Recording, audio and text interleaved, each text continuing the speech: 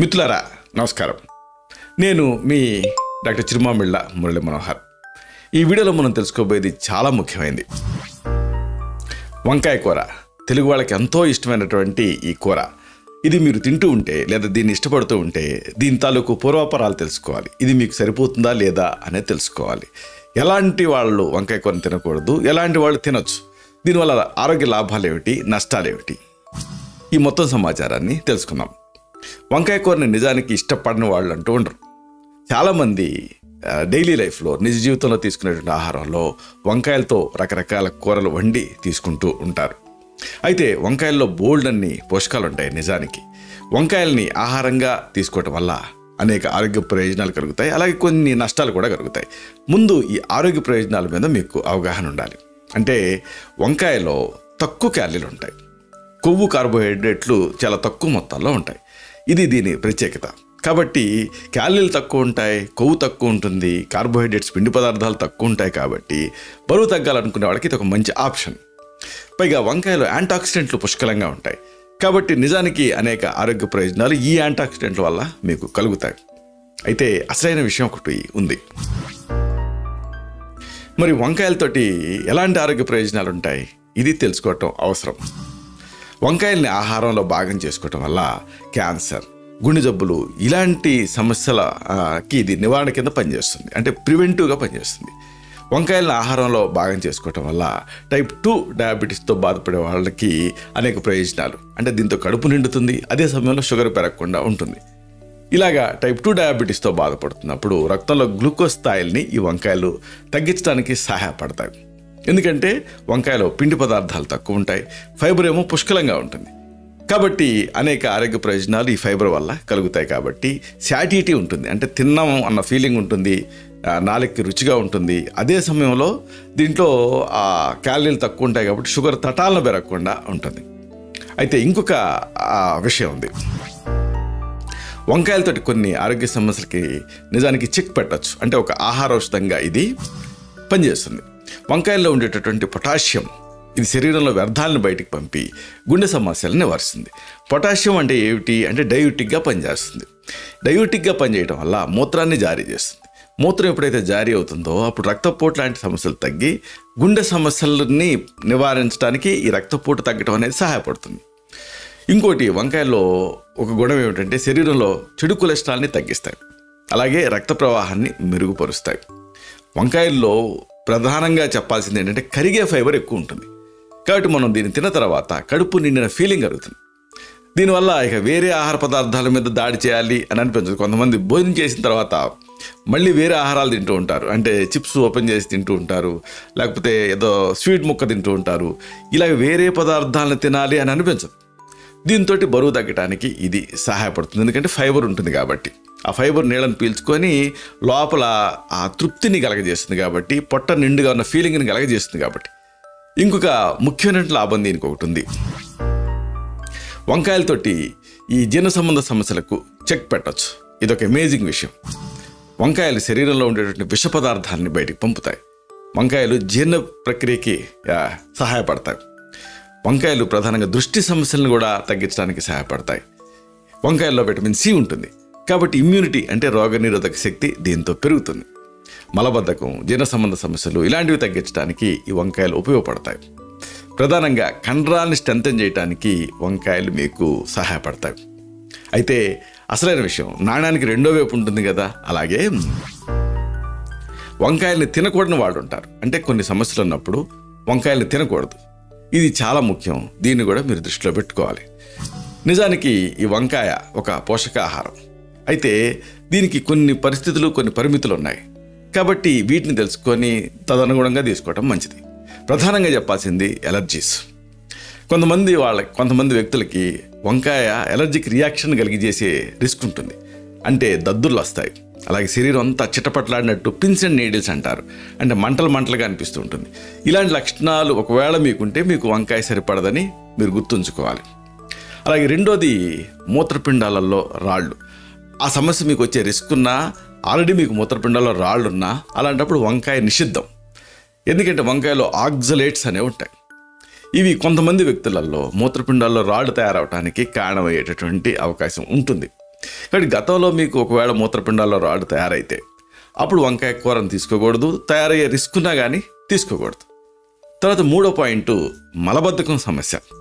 నిజానికి దీంట్లో ఫైబర్ ఉంటుంది కాబట్టి మలబద్ధకాన్ని తగ్గిస్తుంది అనుకున్నాం కదా, కానీ వంకాయ కొంతమందికి ఆ జీర్ణ ప్రక్రియని ఆల్టర్ చేస్తుంది. ముఖ్యంగా కొంతమందికి ఇక్కడ 3 రకాల కోష్టాలు ఉంటాయి: క్రూర కోష్టం, మృదు కోష్టం, మధ్యమ కోష్టం అని. ఇలాగ కొంతమందికి సున్నితమైనటువంటి ఈ క్రూర కోష్టం ఉంటే, అంటే లోపల లైనింగ్ అంతా కూడా బాగా సున్నితంగా ఉందనుకోండి, అప్పుడు IBS తరహా లక్షణాలు కనిపిస్తూ ఉంటాయి.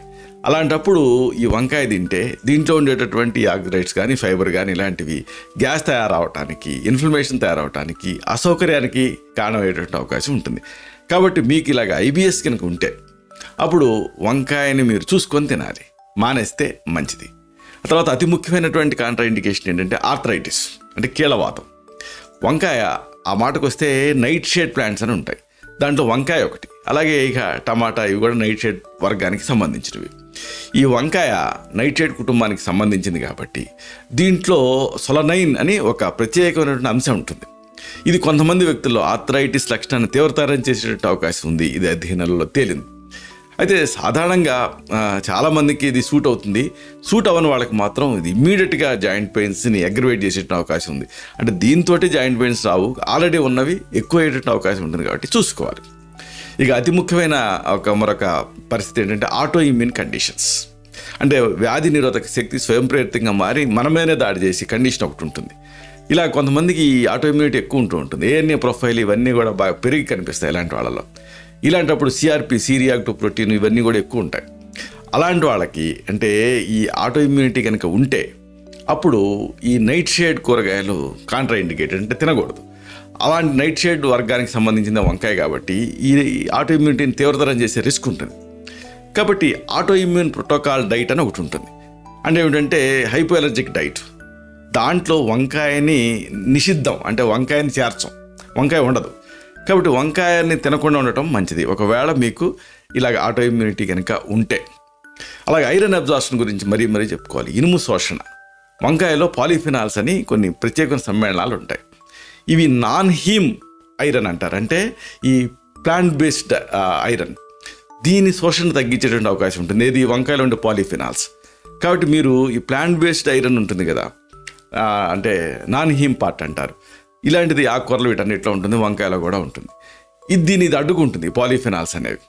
కాబట్టి ఒకవేళ మీకు ఐరన్ డెఫిషియన్సీ ఎనీమియా ఉంటే అప్పుడు వంకాయని తినకపోవటం గురించి ఆలోచించాలి. వంకాయని తినకపోవటం మంచిది. అవి ఇంకోటి ఏంటంటే థైరాయిడ్ సమస్యలు.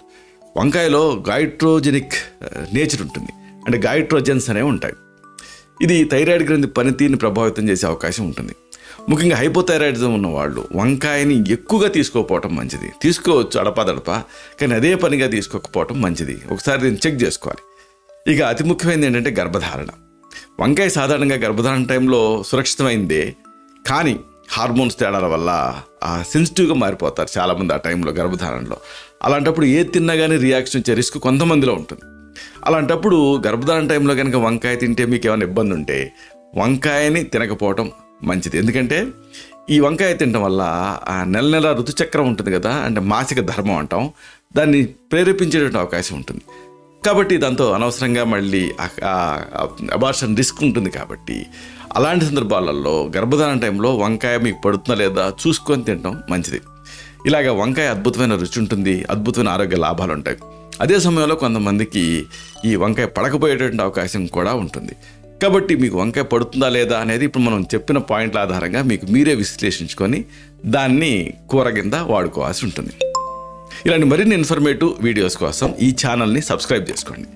అలాగే ఈ వీడియోలు అప్లోడ్ అవడంతోనే ఆ విషయం మీకు తెలియాలి కాబట్టి బెల్ బటన్ క్లిక్ చేయండి. అప్పుడు వీడియో అప్లోడ్ అవడంతోనే ఆ విషయం మీకు నోటిఫికేషన్ ద్వారా అందుతుంది. మీరు ఆ పర్టికులర్ వీడియోని మిస్ అవ్వకుండా చూడగలుగుతారు. అలాగే లైక్ బటన్ని క్లిక్ చేస్తే ఇది మరింత ఎక్కువ మందికి రికమెండ్ అవుతుంది. కాబట్టి ఈ వీడియో మీకు ఏమాత్రం యూస్ఫుల్గా ఉంది అని మీకు అనిపించినా లైక్ బటన్ని క్లిక్ చేయండి. అప్పుడు ఇది గూగుల్ రికమెండేషన్స్లోకి వెళ్ళి మరింత ఎక్కువ మందికి రీచ్ అయ్యి ఈ వీడియో తాలూకు పర్పస్ సర్వ్ అవుతుంది. శతం జీవ శరదో వర్ధమానః, శతం హేమంతాన్ శతం వసంతాన్. 100 శరత్తులు, 100 హేమంతాలు, 100 వసంతాలు వర్ధిల్లుతూ జీవించండి. Stay healthy, stay happy, be positive, keep smiling, stay safe. Love you all. శుభం.